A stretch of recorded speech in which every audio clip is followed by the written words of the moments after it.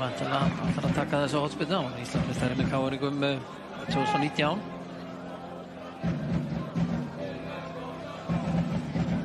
Pablo og hér er skall! Það er Atli Viðars sem að koma Víkingum yfir hér með þessum hörku skatta. Það var ákvæmspilna hjá Pablo.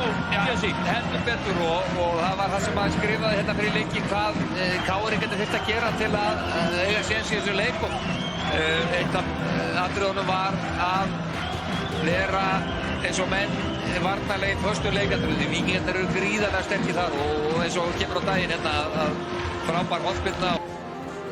Ara Sigurðar á boltinn átti nú að fara á Kristján Flóka en fer hérna hins vegar á Benóni. Það gerir Benóni í bryggi. Hann er sendingunni hérna á Theodor Elmar. Theodor Elmar í færi! Hann er að gera! Myndin hér fyrir KR-inga. Fyrirliðinn frábærlega gekk hjá honum plataði þarna Víkinga og hamraði síðan boltann þarna í netið.